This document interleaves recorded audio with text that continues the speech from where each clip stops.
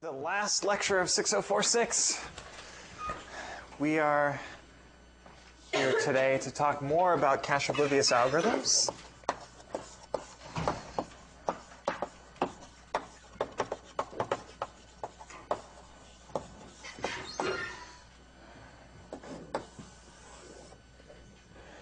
Last class we saw several cache-oblivious algorithms, although none of them quite too difficult. Today we will see two difficult cache-oblivious algorithms, a little bit more advanced. I figure we should do something advanced for the last class just to get to some exciting climax. So without further ado, let's get started.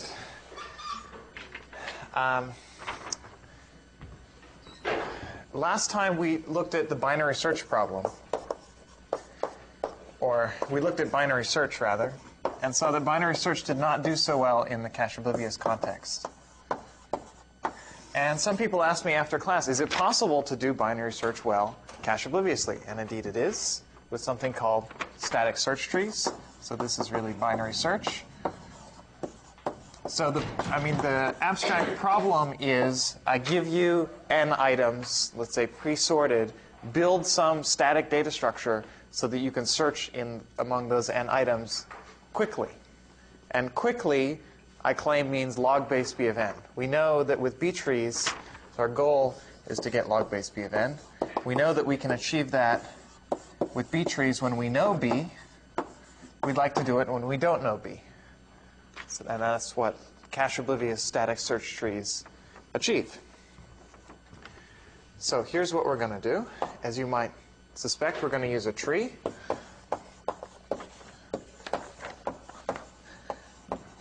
So we're going to store our n elements in a complete binary tree. We can't use B trees because we don't know what B is, so we'll use a binary tree. And the key is how we lay out that binary tree. The binary tree will have n nodes, or you can put the data in the leaves, doesn't really matter. So here's our tree. There are the n nodes. And we're storing them, I didn't say, in order. You know, in the usual way. In order in a binary tree, which makes it a binary search tree. So we know how to search in this thing. So search will just start at the root and walk down some root to leaf path. Okay, and at each point you know whether to go left or go right, because things are in order. So we're assuming here we have an ordered universe of keys. So that's easy. We know that will take log n time. The question is how many memory transfers. We'd like a lot of the nodes near the root to be somehow clustered together in one block, but we don't know what the block size is. So what we're going to do is carve the tree in the middle level. We're going to use divide and conquer for our layout of the tree, how we order the nodes in memory. And the divide and conquer is based on cutting in the middle, which is a bit weird. It's not our usual divide and conquer. And we'll see this more than once today. So when you cut in the middle level, if the height of your original tree is log n, roughly, it's maybe log n minus plus 1 or something. It's roughly log n, then the height of the top half will be log n over 2. And the height of the bottom pieces will be log n over 2. How many nodes will there be in the top tree? N over 2? Not quite. 2 to the log n over 2, square root of n. Okay, so it'll be about root n nodes up here, and therefore there'll be about root n subtrees down here, one for each, or a couple for each leaf. Okay, so we have these subtrees of root n, and there are about root n of them. Okay, this is how we're carving our tree. Now we're going to recurse on each of the pieces. I'd like to redraw this slightly, sorry. Just to make it a little bit clearer. These triangles are really trees, and they're connected via edges to this tree up here. So what we're really doing is carving in the middle level of edges in the tree. And if n is not exactly a power of 2 or power of 2, you have to round your level by taking floors or ceilings, but you cut roughly in the middle level of edges. There's a lot of edges here. You conceptually slice there, that gives you a top tree and a bottom tree, and several bottom trees, each of size roughly root n. Okay, and then we're going to recursively lay out these root n plus 1 subtrees, and then concatenate. So this is the idea of a recursive layout. We saw recursive layouts with matrices last time. This is doing the same thing for a tree. So I want to recursively lay out the top tree. So here's the top tree. And I imagine it being somehow squashed down into a linear array recursively. And then I do the same thing for each of the bottom trees. So here are all the bottom trees. And I squash each of them down into some linear order. And then I concatenate those linear orders. That's the linear order of this tree. And you need a base case. In the base case, a single node is stored in the only order of a single node there is. Okay, so that's a recursive layout of a binary search tree. Turns out this works really well. And let's quickly do a little example, just so it's completely clear what this layout is, because it's a bit bizarre maybe the first time you see it.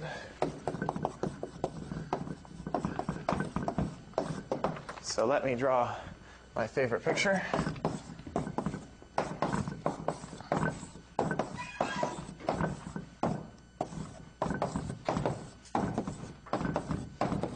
So here's a tree of height 4 or 3, depending on how you count. We divide in the middle level, and we say, okay, that's the top tree, and then these are the bottom trees. So there's 4 bottom trees. So there are 4 children hanging off the root tree. They each have the same size in this case. They should all roughly be the same size. And first we lay out the top thing, where we divide in the middle level. We say, okay, this comes first. And then the bottom subtrees come next, 2 and 3. So I'm writing down the order in which these nodes are stored in an array. And then we visit this tree, so we get 4, 5, 6. Then we visit this one, so we get 7, 8, 9.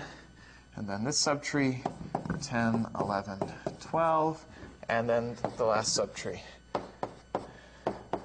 So that's the order in which you store these 15 nodes. And you can build that up recursively.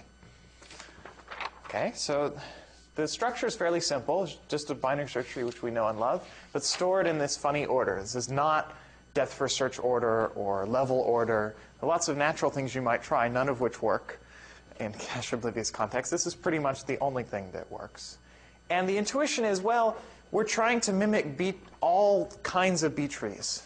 So if you want a binary tree, well, that's the original tree. It doesn't matter how you store things. If you want a tree where the branching factor is 4, then here it is. These blocks give you a branching factor of 4. If we had more leaves down here, there would be 4 children hanging off of that node. And these are all clustered together consecutively in memory. So if your block size happens to be 3, then this is a perfect way to store things for a block size of 3. If your block size happens to be probably 7, or it's probably even bigger, 15, right? If we count the number of the number of nodes in here is 15. If your block size happens to be 15, then this recursion will give you a perfect blocking in terms of 15.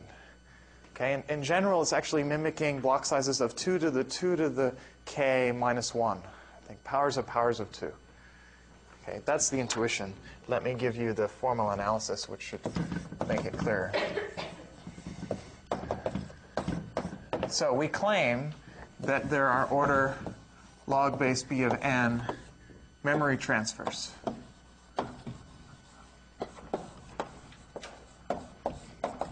That's what we want to prove, no matter what b is.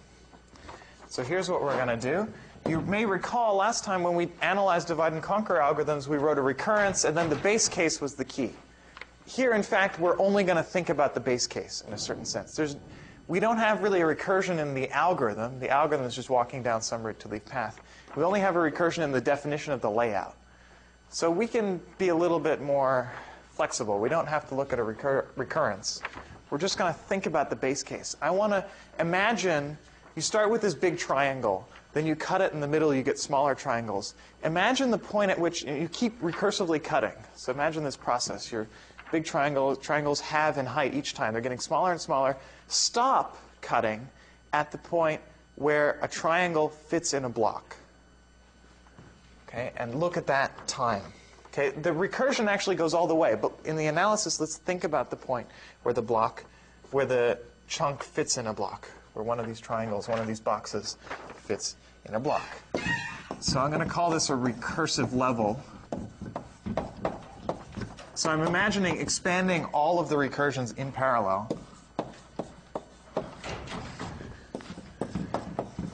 This is some level of detail, some level of refinement of the trees, at which the tree you're looking at, the triangle, has size. In other words, the number of nodes in that triangle is less than or equal to b. Okay, so let me draw a picture. So I want to draw sort of this picture, but where instead of nodes, I have little triangles of size at most b. So the picture looks something like this. We have a little triangle of size at most b. It has a bunch of children, which are subtrees of size at most b, the same size. And then these are in a chunk. And then we have other chunks that look like that in the recursion, potentially.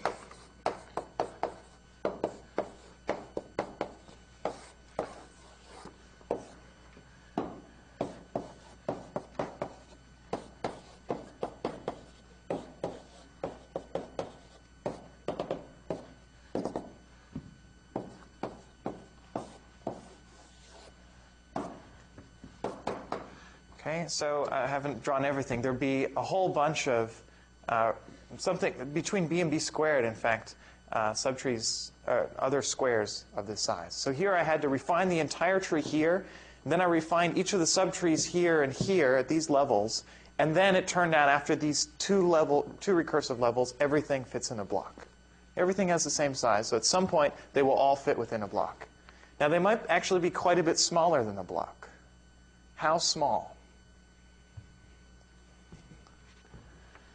So what I'm doing is cutting the number of levels in half at each point. And I stop when the height of one of these trees is essentially at most log b. Okay, because that's when the number of nodes in there will be b, roughly. So how small could the height be? If I keep dividing in half and stopping when it's at most log b.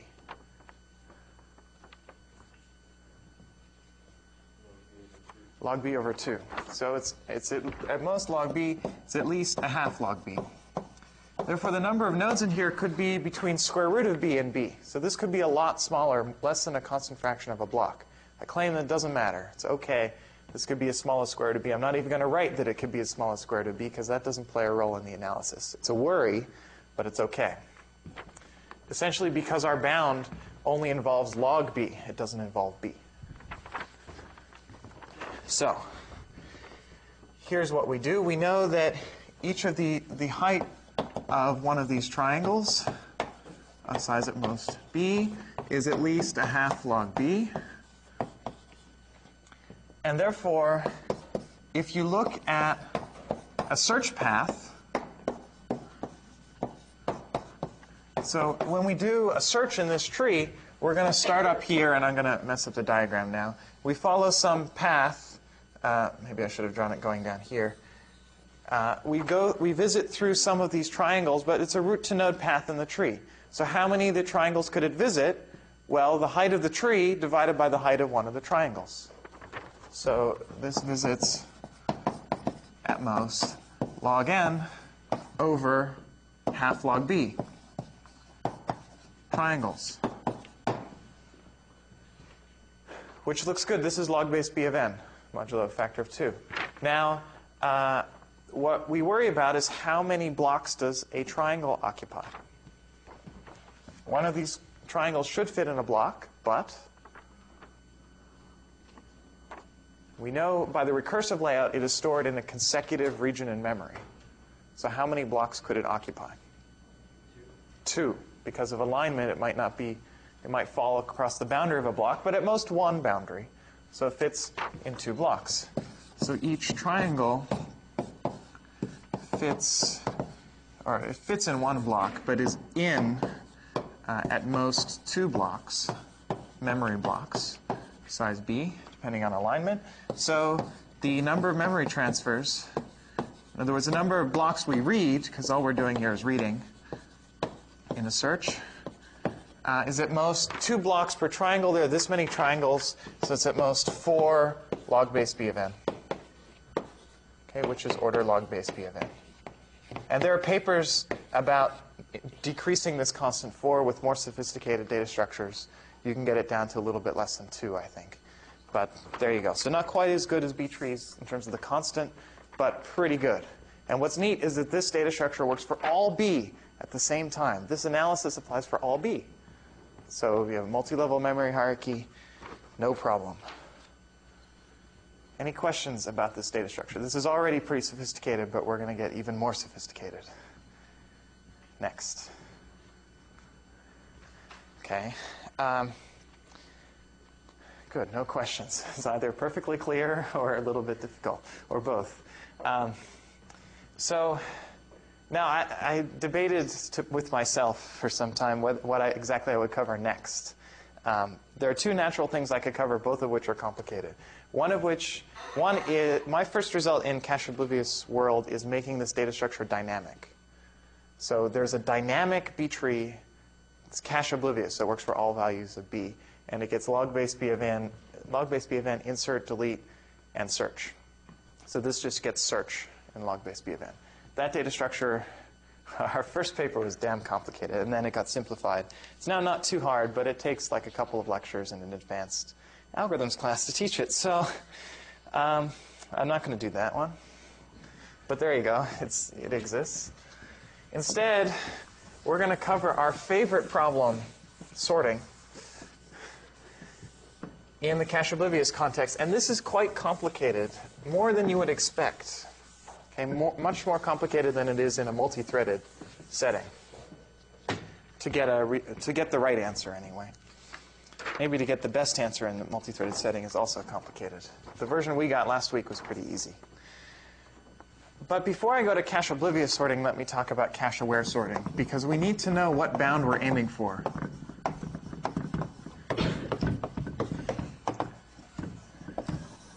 And just to warn you, I may not get to the full analysis of the full cache oblivious sorting, but I want to give you an idea of what goes into it, because it's pretty cool, I think.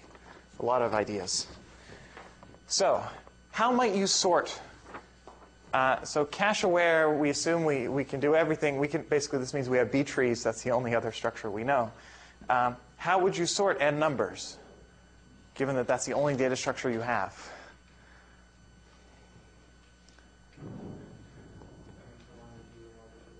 Right, just add them into the B tree and then do an in-order traversal. That's one way to sort. Perfectly reasonable. We'll call it repeated insertion into a B tree.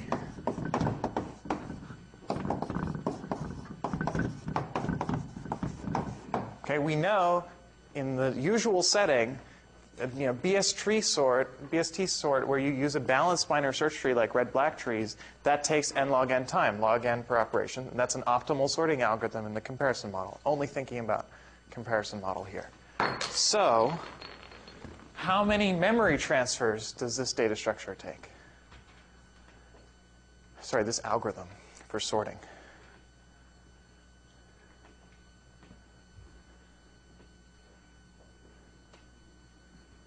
Number of memory transfers is a function of n and b and m is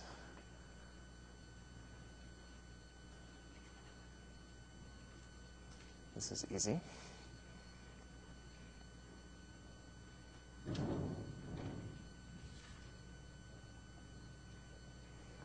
n insertions. Okay, you have to think about in-order traversal. You have to remember back to your analysis of B trees. But this is not too hard. How long does the insertion take? The n insertions? N log base B of n. How long does the traversal take? Less time. If you think about it, you can get away with n over b memory transfers, so quite a bit less than this. This is bigger than n, which is actually pretty bad. N memory transfers means essentially you're doing random access, visiting every element in some random order. It's even worse. There's even a log factor. Now, the log factor goes down by this log b factor, but this is actually a really bad sorting bound. So unlike normal algorithms where using a search tree is a good way to sort, in cache-oblivious or cache-aware sorting, it's really, really bad. So what's another natural algorithm you might try, given what we know, for sorting? And let's even cache-oblivious. I mean, we have all the algorithms we've seen are cache-oblivious. So what's a good one to try? Merge sort, right? We did merge sort with in multi-threaded algorithms. Let's try merge sort. It's a good divide and conquer thing. So I'm going to call it binary merge sort because it splits the array into two pieces and recurses on the two pieces. So you get a binary recursion tree. So let's analyze it. So number of memory transfers on n elements. So, I mean, it has a pretty good recursive layout, right? The two subarrays that we get when we partition our array are consecutive. So we're recursing on this, recursing on this. So it's a nice cache-oblivious layout. Oh, and this is even for cache-aware. This is a pretty good algorithm. A lot better than this one, as we'll see. But what is the recurrence we get?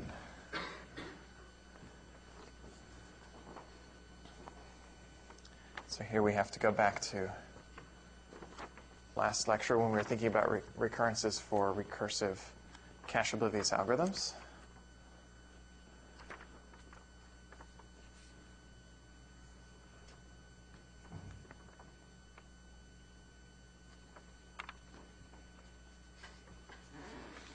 I mean, the first part should be pretty easy. There's an O. The first part. Well, okay, let's put the O at the end, the divide and the conquer part at the end. The recursion is 2mt of n over 2. Good. Right, that's just like the merge sort recurrence. And it's the additive term that you're thinking about. Okay, so normally we would pay an additive term, a linear additive term here, order n, because merging takes order n time. Now we're merging, which is 3 parallel scans, the 2 inputs and the output. Okay, they're not quite parallelly interleaved. They're a bit funnily interleaved, but as long as your cache stores at least 3 blocks, this is also linear time in this setting, which means you visit each block a constant number of times.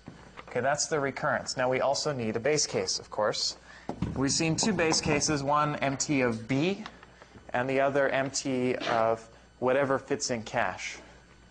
So let's look at that one because it's better. So for some constant c, if I have an array of size m, this fits in cache. Actually, probably c is 1 here, but I'll just be careful.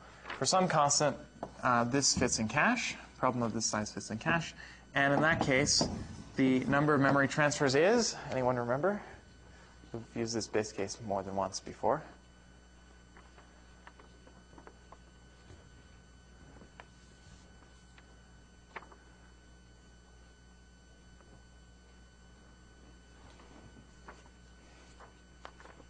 Do you remember? Sorry? Cm over b. I've got a big O, so like m over b. Order m over b because this is the size of the data. So the number, I mean, just to read it all in takes m over b. Once it's in cache, it doesn't really matter what I do as long as I use linear space. So for the right constant here, as long as I use linear space in that algorithm, I'll stay in cache and therefore not have to write anything out until the very end, and I spend m over b to write it out. Okay, so I can't really spend more than m over b, almost no matter what algorithm I have. as long as it uses linear space. So this is a base case that's useful in pretty much any algorithm. Okay, that's a recurrence. Now we just have to solve it. Okay. Let's see how good binary merge sort is. Okay, and again, I'm going to just give the intuition behind the solution to this recurrence, and I won't use the substitution method to prove it formally. But this one's actually pretty simple. So we have at the top, actually I'm going to write it over here, otherwise I won't be able to see. So at the top of the recursion, we have n over b cost. I'll ignore the constants. There's probably also an additive one, which I'm ignoring here. Then we split into two problems of half the size, so we get a half n over b and a half n over b. Okay, usually this was n, half n, half n. You should remember this from lecture 1. So the total on this level is n over b. The total on this level is n over b. And you can prove by induction that every level is n over b. The question is, how many levels are there? Well, at the bottom, so dot, dot, dot. At the bottom of this recursion tree, we should get something of size m. And then we're paying m over b. Actually, here we're paying m over b. So it's a good thing those match. They should. So here we have a bunch of leaves, all of size m over b. You can also compute the number of leaves here is n over m.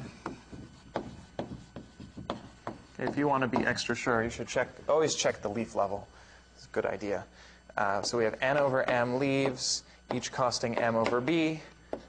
This is an m. So this is n over b also. So every level here is n over b, memory transfers. And the number of levels is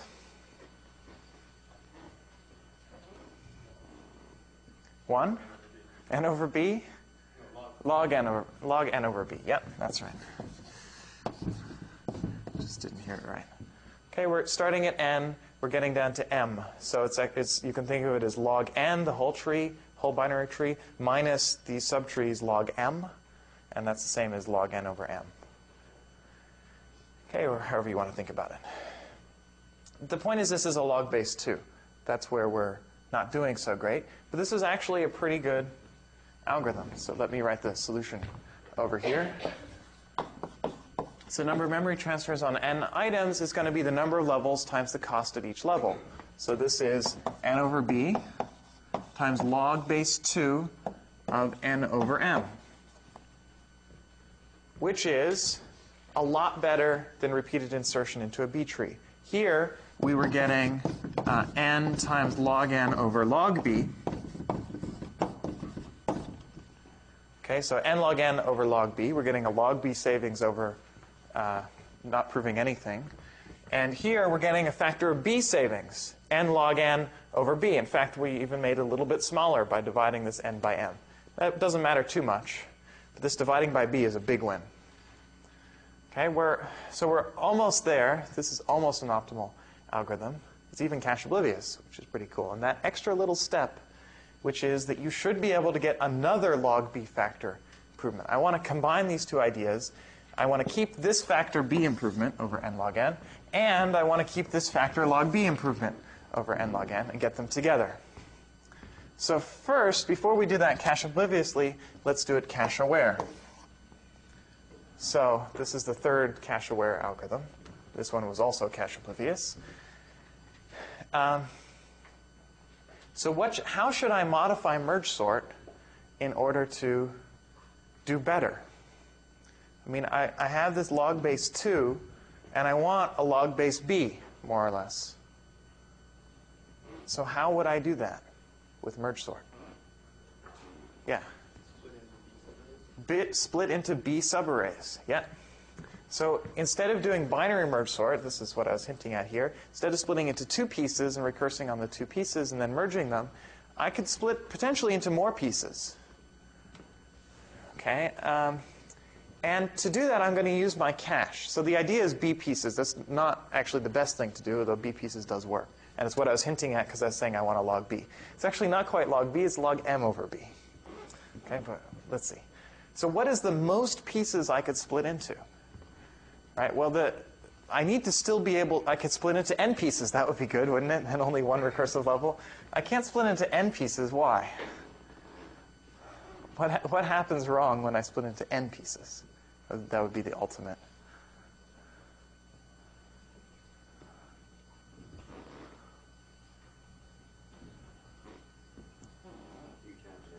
You can't merge, exactly. So if I have n pieces, I can't merge in cache. I mean, so in order to merge in cache, what I need is to be able to store an entire block from each of the lists that I'm merging. If I can store an entire block in cache for each of the lists, then it's a bunch of parallel scans. So this is like testing the limit of parallel scanning technology. If you have k parallel scans and you can fit k blocks in cache, then all is well, because you can scan through each of those k arrays and have one block from each of the k arrays in cache at the same time. So that's the idea. Now, how many blocks can I fit in cache? M over B. That's the biggest I could do, so this will give the best running time among these kinds of merge sort algorithms. This is an M over B way merge sort. Okay, so now we get somewhat better recurrence. We split into M over B subproblems now, each of size, well, it's n divided by M over B, without thinking. And the claim is that the merge time is still linear, because we have barely enough. Okay, maybe I should describe this algorithm. So we divide, because we've never really done non-binary merge sort. We divide into M over B equal size subarrays instead of 2. Here we are clearly doing a cache-aware algorithm. We're assuming we know what M over B is. So then we recursively sort each subarray. And then we conquer, we merge. And the reason merge works is because we can afford one block in cache. So let's call it one cache block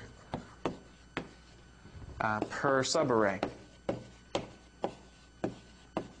Okay, actually, if you're careful, you also need one block for the output of the merged array before you write it out. So it should be M over B minus 1. But let's ignore some additive constants. Okay, so this is the recurrence we get. The base case is the same. And what improves here? I mean, the per level cost doesn't change, I claim, because at the top we get N over B just as before. Then we split into M over B subproblems, each of which costs a 1 over M over B factor times N over B. Okay, so you add all those up, you still get N over B. Because we're not decreasing the number of elements, we're just splitting them. There's now M over B subproblems, each of 1 over M over B the size. So just like before, each level will sum to N over B. What changes is the number of levels, because now we have bigger branching factor. Instead of log base 2, it's now log base the branching factor. So the height of this tree is log base M over B of N over M, I believe. Sure, that agrees with me. Yeah.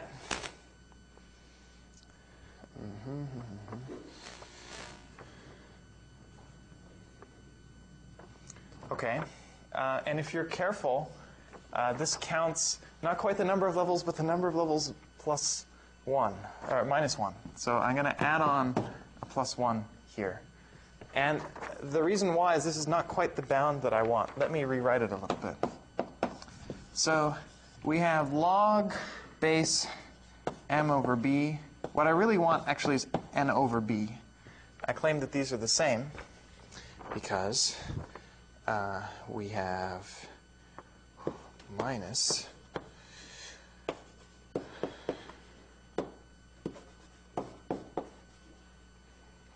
that's good.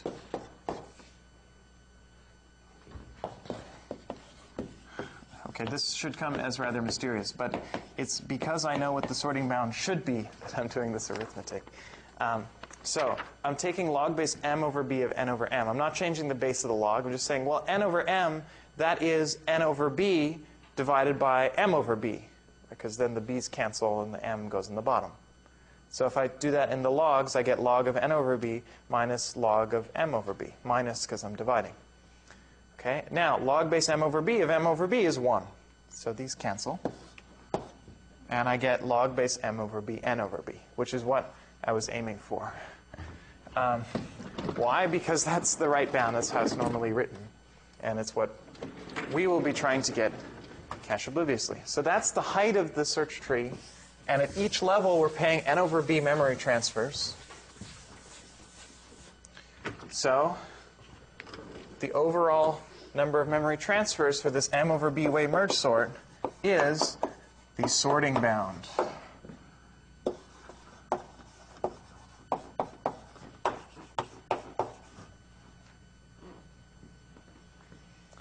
This is, I'll put it in a box. What's that? This is the sorting bound. And it's very special because it is the optimal number of memory transfers for sorting n items, cache aware. This has been known since like 1983. Okay, this is the best thing to do. It's a really weird bound, but if you ignore all the divided by b's, it's sort of like n divided by n times log base m of n. So that's a little bit more reasonable, but there's lots of divided by b's. It's the number of blocks in the input times log base the number of blocks in the cache of the number of blocks in the input. That's a little bit more intuitive. That is the bound, and that's what we're aiming for. So this algorithm crucially assumed that we knew what m over b was. Now we're going to try and do it without knowing m over b. Do it cache obliviously, and that is the result of only a few years ago. Are you ready? Everything clear so far? It's a pretty natural algorithm. We're going to try to mimic it, essentially, and do a merge sort, but not m over b way merge sort because we don't know how. We're going to try and do essentially a square root of n way merge sort. That's kind of, if you play around, that's the natural thing to do. The tricky part is that it's hard to merge square root of n lists at the same time in a cache-efficient way. We know that if square root of n is bigger than m over b, you're hosed if you just do a straightforward merge. So we need a fancy merge. We're going to do a divide and conquer merge. It's a lot like the multi-threaded algorithms of last week. Try and do a divide and conquer merge so that no matter how many lists are merging, as long as it's less than square root of n, or actually cubed root of n, we can do it cache efficiently. Okay, so we'll do this. We need a bit of setup. But that's where we're going. Cache oblivious sorting. So we want to get the sorting bound. And, yeah. Fine. It turns out, to do cache oblivious sorting, you need an assumption about the cache size. This is kind of annoying because we said, well, a cache oblivious algorithm should work for all values of b and all values of m. But you can actually prove you need an additional assumption in order to get this bound cache obliviously. That's a result of like last year by Garrett Brodel. So, and the assumption is, but the assumption is fairly weak. That's the good news.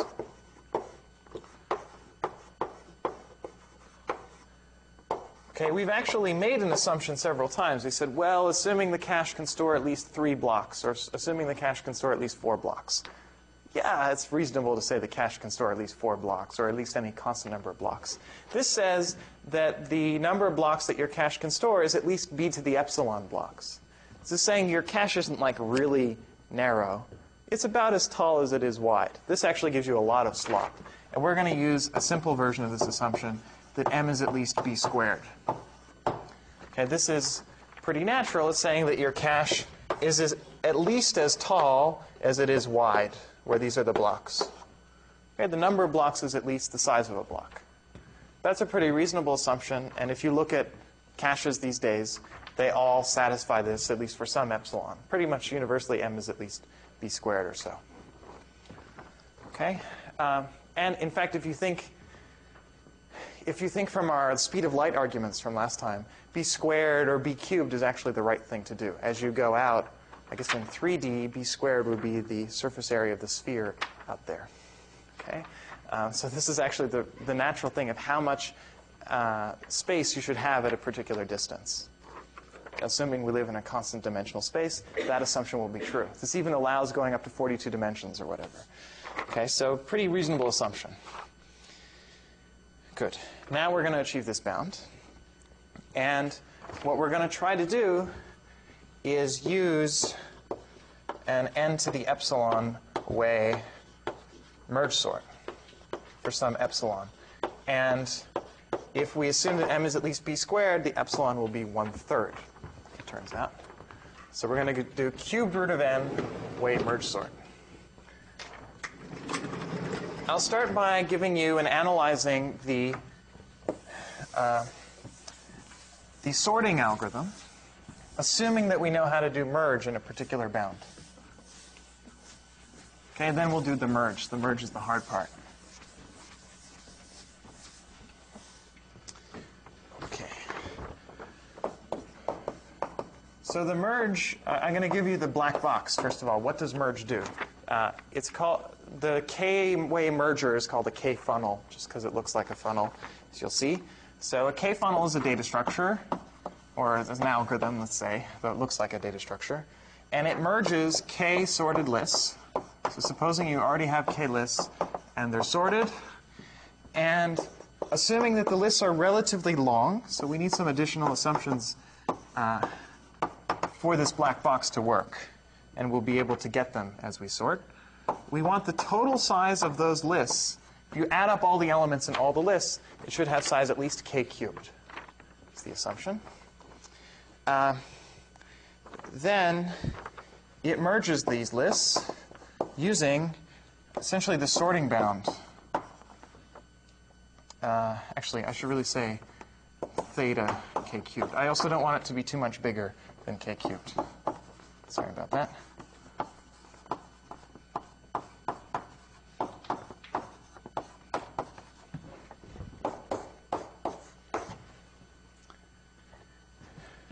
So the number of memory transfers that this funnel merger uses is the sorting bound on k cubed, so k cubed over b log base m over b of k cubed over b, plus another k memory transfers. Now, k memory transfers is pretty reasonable. You've got to at least start reading each list. So you've got to pay one memory transfer per list. Okay, but our challenge in some sense will be getting rid of this plus k. This is how fast we can merge. We'll do that after. Now, assuming we have this, let me tell you how to sort. This is, naturally enough, called funnel sort. But in a certain sense, it's really n cube root of n way merge sort. Okay, but we'll analyze it using this. Okay, so funnel sort, we're going to define k to be n to the 1/3 and apply this merger. So what do? It's just like here. We're going to divide our array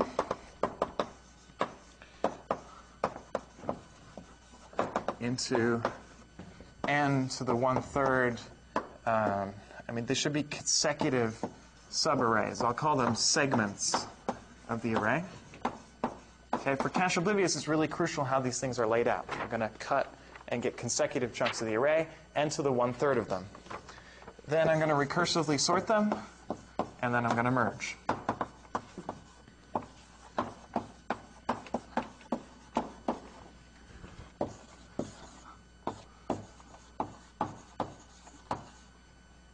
Okay, and I'm going to merge using the k-funnel, the n to the 1/3 funnel. Because now this is where, why do I use 1/3? Well, because of this 3. Okay, in order to use the n to the 1/3 funnel, I need to guarantee that the total number of elements I'm merging is at least the cube of this number, k cubed. The cube of this number is n. That's exactly how many elements I have in total. Okay, so this is exactly when I can apply the funnel. It's going to require that I have at least k cubed elements, so then I can only use an n to the 1/3 funnel. I mean, if it didn't have this requirement, I could just say, well, I have n lists, each of size 1. Okay, that's clearly not going to work very well for a merger. I mean, intuitively, because this plus k will kill you. That would be a plus n, which is way too big. But we can use an n to 1/3 funnel, and this is how we would sort. So let's analyze this algorithm. Hopefully, it will give the sorting bound, if I did everything correctly.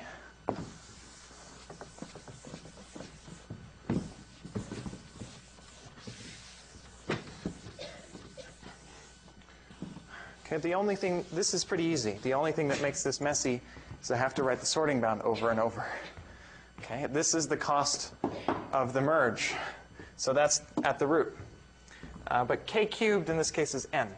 So at the root of the recursion, let me write the recurrence first, sorry. So we have memory transfers on n elements is n to the 1/3, 1/3? Get this right, yeah, n to the 1/3 recursions, each of size n to the 2/3. Okay, plus this time, except k cubed is n. So this is plus n over b log base m over b of n over b plus cube root of n. This is additive plus k term. Okay, so that's my recurrence. The base case will be the usual. Mt is some constant times m is order m over b. So we sort of know what we should get here. Well, not really. So in all the previous recurrences, we had the same cost at every level, and that's where we got our log factor. Now we already have a log factor, so we better not get another one. Right? This is the bound we want to prove. So, yeah. Let me cheat here for a second. All right, indeed. You may already be wondering, this n to the 1/3 seems rather large. If it's bigger than this, we're already in trouble at the very top level of the recursion. So I claim that that's okay. Let's look at n to the 1/3. Okay, I know there's a base case here which covers all values of n that are at most some constant times m. So if I'm in this case, I know that n is at least as big as the cache up to some constant. Okay? Now the cache is at least b squared, we've assumed. And you can do this with b to the 1 plus epsilon if you're more careful. So n is at least b squared. Okay? And then I always have trouble with these. So this means that n divided by b is omega root n. Okay, there's many things you could say here, and only one of them is right. So why? Because so this says that square root of n is at least b. And so n divided by b is at most n divided by square root of n. So that's at least square root of n. Okay, if you check that all out.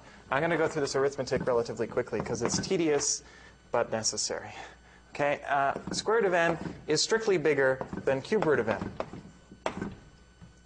Okay, so that means that n over b is strictly bigger than n to the 1/3. Here we have n over b times something that's bigger than 1. So this term definitely dominates this term in this case. As long as I'm not in the base case, I know n is at least order m, this term disappears from my recurrence. Okay, so good. That was a bit close. Now, what we want to get is this running time overall. So the recursive cost better be small, better be less than a constant factor increase over this. So let's write the recurrence.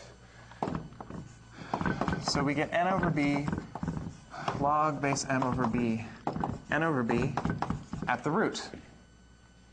Then we split into a lot of subproblems, n to the 1/3 subproblems here.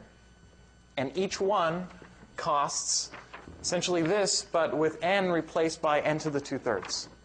Okay, so n to the 2/3 log base m over b, oops, I forgot to divide it by b out here, of n to the 2/3 divided by b. That's the cost of one of these nodes. There's a bunch of them, n to the 1/3 of them.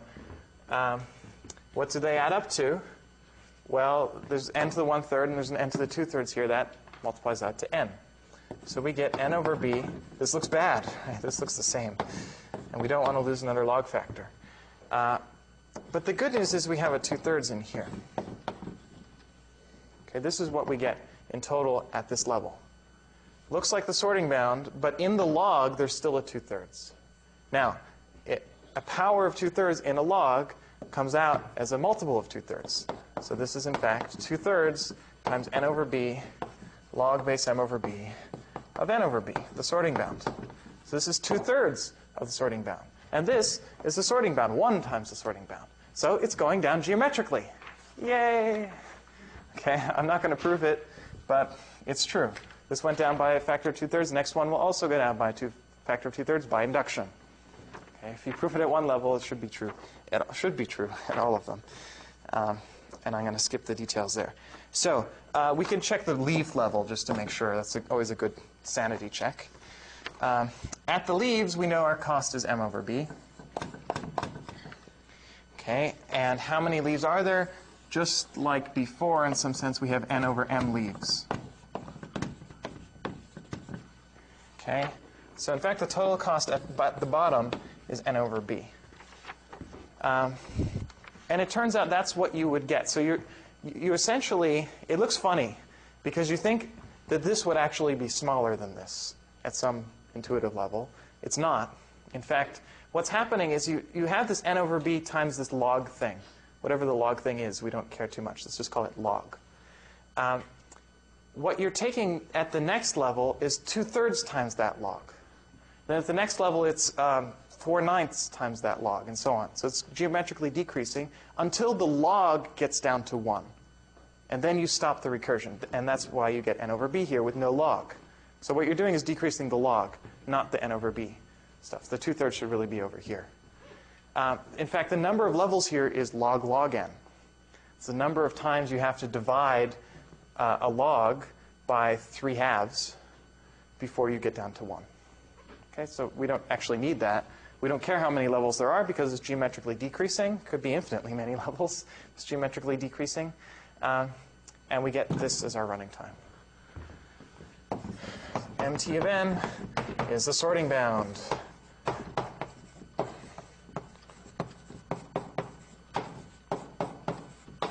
For funnel sort. So this is great. As long as we can get a funnel that merges this quickly, we get a sorting algorithm that sorts as fast as it possibly can. Didn't write that, but on the board, this is asymptotically optimal. Even if you knew what b and m were, this is the best you could hope to do. And here we're doing it no matter what b and m are. Good. Are you ready for the funnel? The funnel will be another recursion. So this is a recursive algorithm in a recursive algorithm. It's another divide and conquer, kind of like the static search tree we saw at the beginning of this lecture. So these all tie together.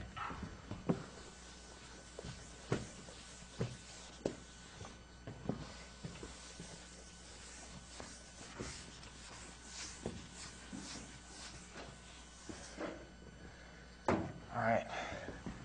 The K funnel.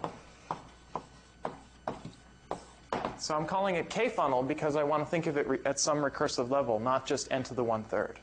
Okay, we're going to recursively use, in fact, the square root of K-funnel.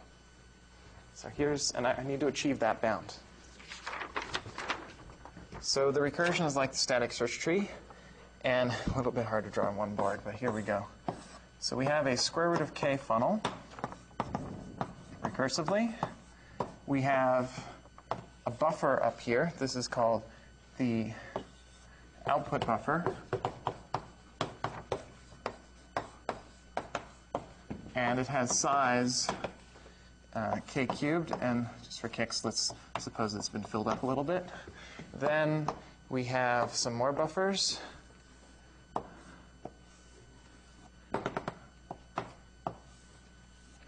and let's suppose they've been filled up by different amounts.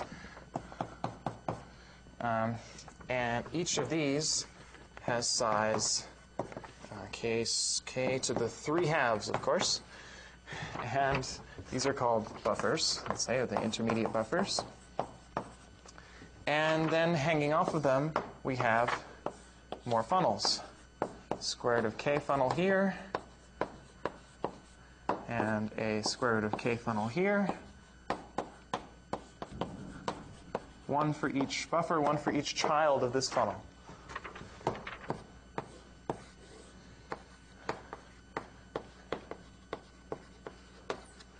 Okay. And then, hanging off of these funnels are the input arrays.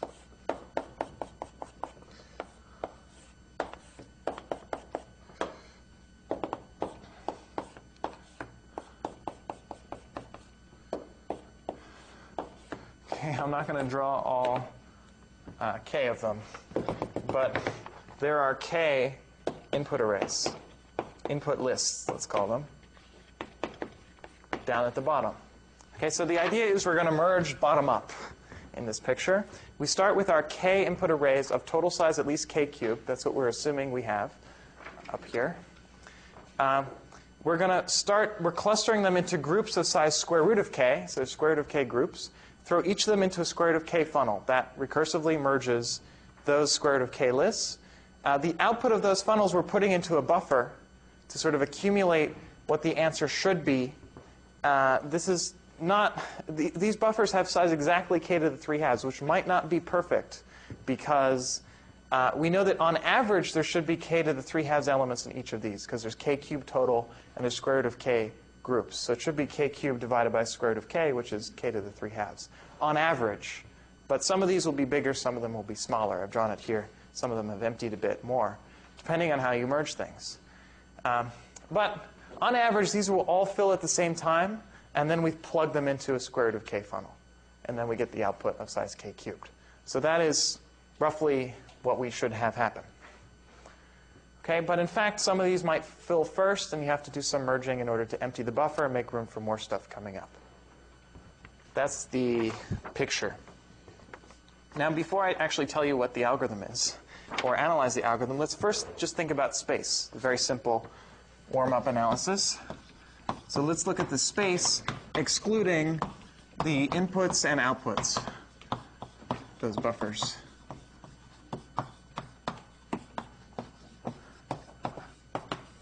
Okay, why do I want to exclude input and output buffers? Well, because I only want to count each buffer once. And this buffer is actually the input to this one and the output to this one. So in order to recursively count all the buffers exactly once, I'm only going to count these middle buffers. And then separately, I have to think of the overall output and input buffers. But those are sort of given. I mean, I need k cubed for the output. I need k cubed for the input. So ignore those overall. And then if I count the middle buffers recursively, I'll get all the buffers. So then we get a very simple recurrence for space. S of k is roughly square root of k plus 1 times s of square root of k plus order k squared. K squared because we have square root of k of these buffers, each of size k to the 3/2. Work that out. Does that sound right? Sounds an awful lot like k cubed, but maybe. All right. Oh, no, that's right. It's k to the 3/2 times square root of k, which is k to the 3/2 plus a half, which is k to the 4/2, which is k squared. Whew, okay, good. I'm just bad with my arithmetic here. Okay, so k squared, total buffering here. You add them up for each level, each recursion. And the plus 1 here is to take into account the top guy. There's square root of k bottom guy, so it's square root of k plus 1. If this were, well, let me just draw the recurrence tree. There's many ways you could solve this recurrence. A natural one is instead of looking at k, you look at log k, because here log k is getting divided by 2. I'm just going to draw the recursion tree so you can see the intuition. But if you're going to solve it, you should probably take logs, substitute by logs. So we have square root of k plus 1 branching factor, And then problem the size squared of k, so this is going to be k, I believe, for each of these. So square root of k squared is the cost at these levels. And you keep going. And I don't particularly care what the bottom looks like, because at the top we have k squared. Then we have k times root k plus 1, cost at the next level. This is k to the 3/2 plus k. Okay, so we go from k squared to k to the 3/2 plus k. This is a super geometric, it's like an exponential geometric decrease. This is decreasing really fast. So it's order k squared. That's my hand-waving argument.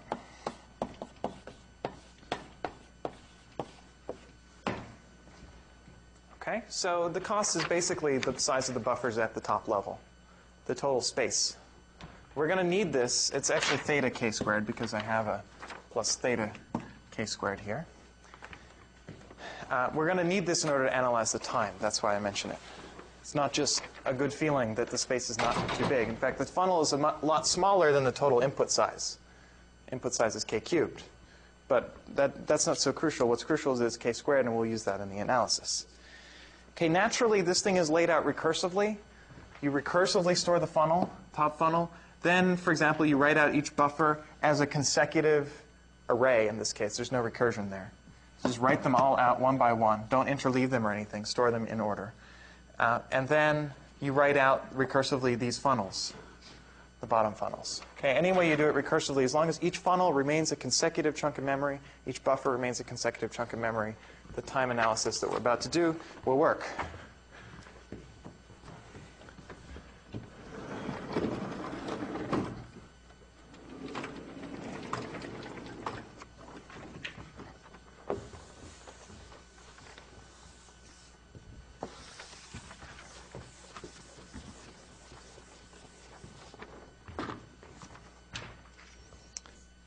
Okay, let me actually give you the algorithm that we're analyzing. In order to make the funnel go, what we do is say, so initially all the buffers are empty, everything is at the bottom. And what we're going to do is say, fill the root buffer, fill this one. And that's a recursive algorithm, which I'll define in a second, how to fill a buffer. Once it's filled, that means everything has been pulled up and then it's merged. Okay, so that's how we get started. So merge means, the merge algorithm is fill the topmost buffer, the topmost output buffer. Okay, and now here's how you fill a buffer. So in general, if you expand out this recursion all the way, in the base case I didn't mention, you sort of get a little node there. So if you look at an arbitrary buffer in this picture that you want to fill, so this one's empty and you want to fill it, then immediately below it will be a vertex who has two children, two other buffers. Okay, maybe they look like this. You have no idea how big they are, except they're the same size. They could be a lot smaller than this one, a lot bigger. We don't know. But in the end, you do get a binary structure out of this, just like we did with the binary search tree at the beginning. Okay, so how do we fill this buffer? Well, we just merge these two child buffers as long as we can. So we merge the two children buffers.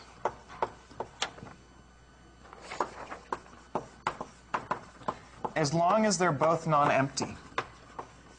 So in general, the invariant will be that this buffer, let me write down the sentence. As long as a buffer is non-empty, or whatever is in that buffer and hasn't been used already, it's a prefix of the merged output of the entire subtree beneath it. Okay? So this is a partially merged subsequence of everything down here. This is a partially merged subsequence of everything down here. I can just merge element by element off the top, and that will give me outputs to put there, until one of them gets emptied. And we have no idea which one will empty first, because it depends on the order. Okay? Whenever one of them empties, we recursively fill it. And that's it. That's the algorithm. Whenever one empties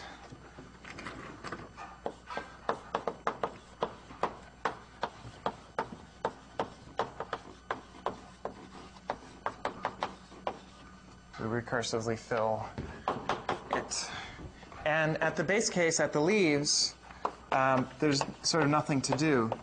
At the leaf, you just directly read from an input list.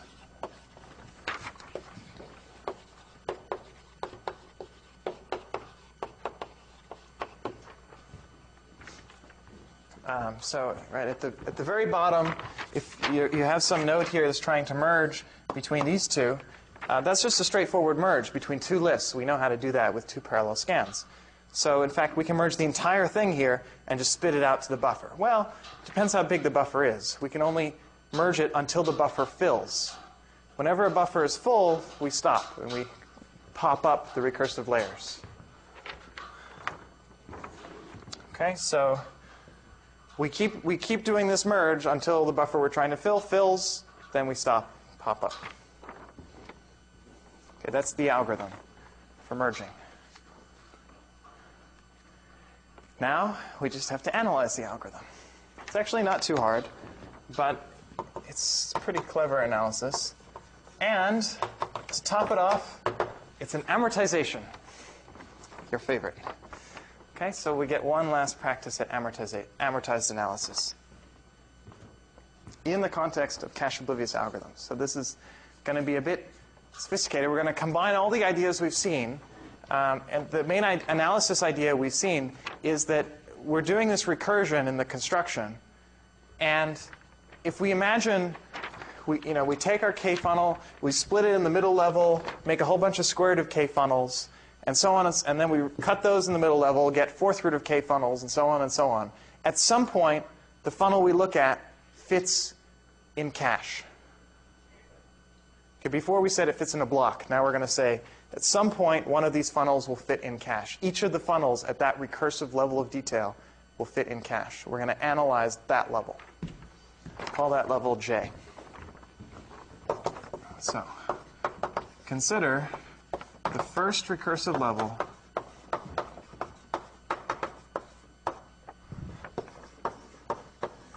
of detail, and I'll call it J, at which every J funnel we have fits. Let's say it doesn't. Not only does it fit in cache, but 4 of them fit in cache. It fits in 1/4 of the cache. Okay, we need to leave some cache extra for doing other things. But I want to make sure that a J funnel fits. Okay, now what does that mean? Well, we've analyzed space. We know that the space of a J funnel is about J squared, some constant times J squared. Call it C times J squared.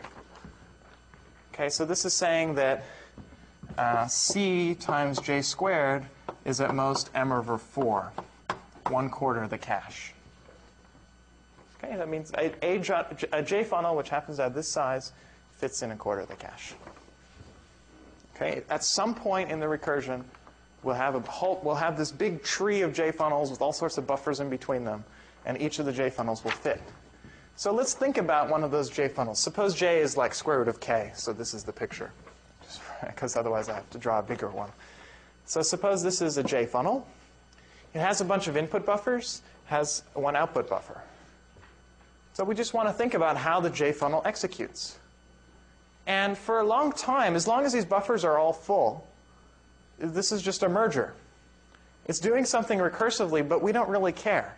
As soon as this whole thing swaps in, and actually I should be drawing this, as soon as the funnel, the output buffer, and the input buffer swap in other words, you bring all those blocks in, you can just merge, and you can go on your merry way merging until something empties or you fill the output. So let's analyze that. Suppose everything is in memory, because we know it fits. Okay, well, I have to be a little bit careful. The input buffers are actually pretty big in total size, because there's the total size is k to the 3/2 here versus k to the 1/2. Actually, this is of size k. Let me draw a general picture. We have a J funnel 'cause otherwise the arithmetic is going to get messy. We have a J funnel. Its size is C times J squared, we're supposing. The number of inputs is J. And well, the size of them is pretty big. Where did we define it? If we have a K funnel, the total input size is K cubed. So the total input size here would be J cubed. We can't afford to put all of that in cache. That's an extra factor of J. But we can afford one block per input. And for merging, that's all we need. I claim that I can fit the first block of each of these input arrays in cache at the same time, along with a J funnel. And so for that duration, as long as everything stays, all of that is in cache, this thing can merge at full speed, just like we were doing parallel scans. You use up all the blocks down here, and one of them empties, you go to the next block in the input buffer, and so on. Okay, just like the normal merge analysis of parallel arrays, at this point we assume that everything here is fitting in cache, so it's just like before. Of course, in fact, it's recursive, but we're analyzing it at this level. Okay, I need to prove that you can fit one block per input. It's not hard. It's just computation. And it's basically the way that these funnels were designed was so that you could fit one block per input buffer. And here's the argument. So the claim is you can also fit one memory block in the cache per input buffer.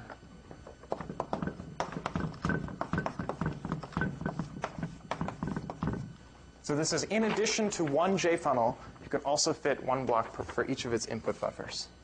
Okay, this is of the J funnel. Not any funnel, because bigger funnels are way too big. Okay, so here's how we prove that. J squared is at most a quarter m. That's what we assumed here. Actually, CJ squared. I'm not going to bother with the C, because that's going to make my life even harder. Okay, I think this is even a weaker constraint. So the size of our funnel proves about J squared. That's at most a quarter of the cache. That implies that J, if we take square roots of both sides, is at most a half square root of m. Okay? Okay. Also, we know that b is at most square root of m, because m is at least b squared. So we put these together, and we get J times b is at most a half m. Okay? Now I claim that what we're asking for here is J times b, because in a J funnel, there are J input arrays, and so if you want one block each, that costs b, a space of b each. So for each input buffer, we have one block of size b, and the claim is that whole thing fits in half the cache. And we've only used a quarter of the cache, so in total we use 3/4 of the cache, and that's all we'll use. Okay, so that's good news. We can also fit one more block for the output. That's a big a deal. So now, as long as this J funnel is running, if it's all in cache, all is well. What does that mean?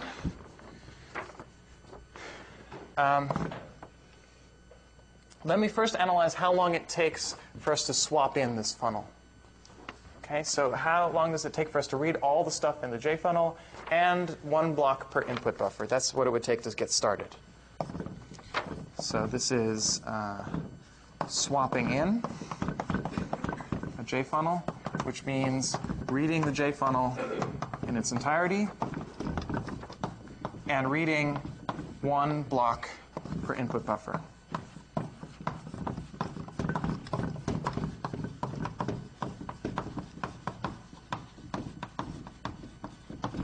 Okay, the cost of this swapping in is pretty natural. The size of the buffer divided by b, because that's just sort of a linear scan to read it in. And we need to read one block per buffer. These buffers could be all over the place because they're pretty big. So let's say we pay one memory transfer for each input buffer just to get started to read the first block. Okay? The claim is, and here we need to do some more arithmetic, this is at most J cubed over b. Okay? Why is it at most J cubed over b? Well, this was the first level at which things fit in cache.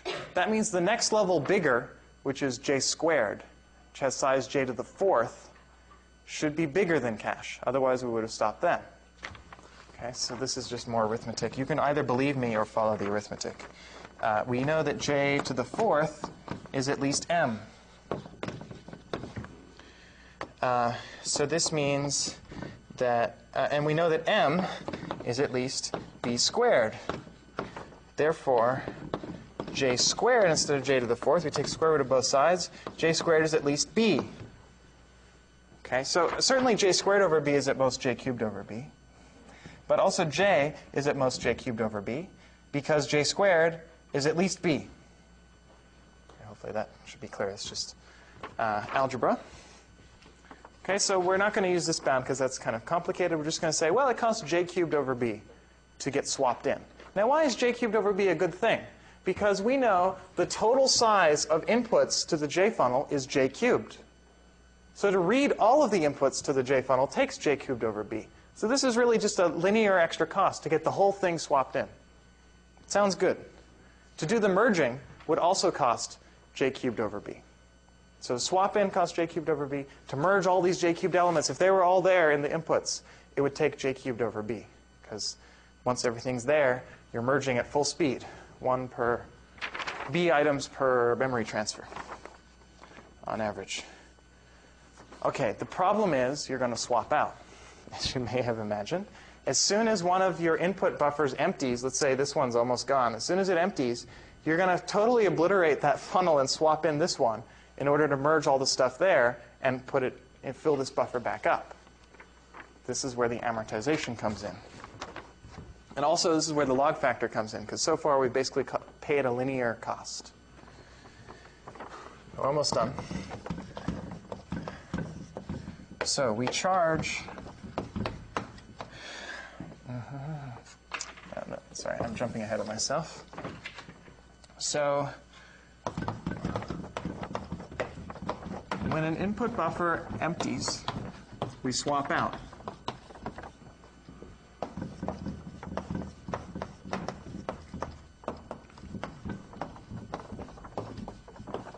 And we recursively fill that buffer. Okay, I'm going to assume that there's absolutely no reuse, that this recursive filling completely swaps everything out, and I have to start from scratch for this funnel.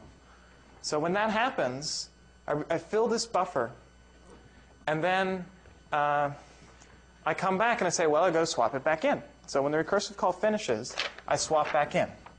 Okay, so I recursively fill, and then I swap back in. And the swapping back in costs j cubed over b.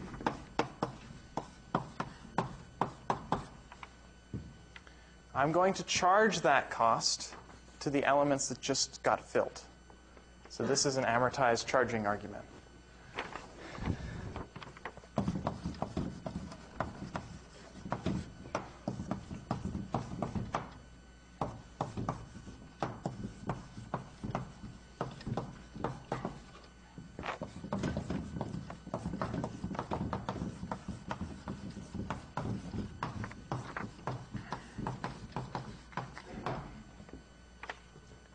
How many are there? Is the only question.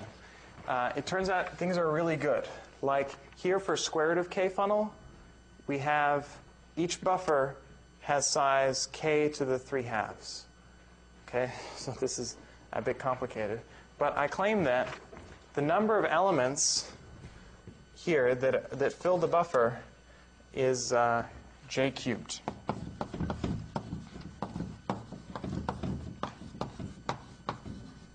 So if you have a j funnel, each of the input buffers has size j cubed. Should be correct if you work it out. So we're charging this j cubed over b cost to j cubed elements, which sounds like you're charging essentially 1 over b to each element. Sounds great. That means, so you're thinking overall, the number, I mean, you look at, there are n elements, and to each one you charge a 1 over b cost. That sounds like the total running time is n over b. It's a bit too fast for sorting. We lost the log factor. So what's going on is that we're actually charging to one element more than once. And this is something that we don't normally do. We've never done it in this class. But you can do it as long as you bound the number of times you charge. Okay? And whenever you do a charging argument, you say, well, this doesn't happen too many times because whenever this happens, this happens. You should say, you should prove that the thing that you're charging to, you don't charge to that thing very many times. So here I have a quantifiable thing I'm charging to, elements. So I'm saying for each element that happened to come into this buffer, I'm going to charge it a 1 over b cost. How many times does one element get charged? Well, each time it gets charged to, it's moved into a new buffer. How many buffers could it move through? Well, it's going up all the time. Merging always goes up. So we start here, and you go to the next buffer, and you go to the next buffer. The number of buffers you visit is log, it's the right log, it turns out. I don't know which log that is. So the number of charges of a 1 over b cost to each element is the number of buffers it visits, and that's a log factor. That's where we get an extra log factor in the running time. It is, so this is the number of levels of JFunnels that you can visit. So it's log k divided by log j, if I got it right. Okay? And we're almost done. Let's wrap up a bit.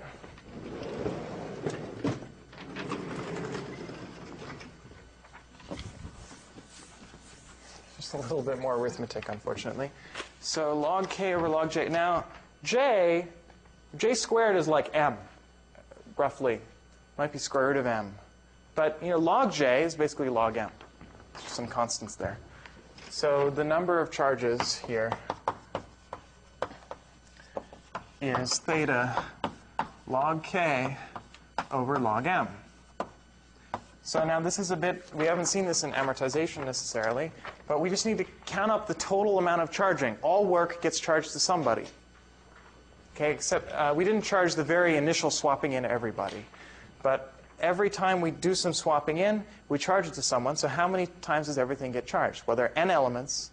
Each gets charged at a 1 over b cost. And the number of times it gets charged is this log k over log m. So therefore, the total cost is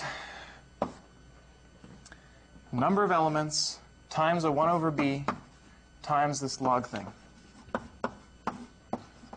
Okay, it's actually plus k. We forgot about a plus k, but that's just to get started in the very beginning and start on all of the input lists. Okay? This is an amortization analysis to prove this bound. It's almost, oh sorry, what was n here? I assumed that I started out with k cubed elements at the bottom. The total number of elements in the bottom was k cubed theta.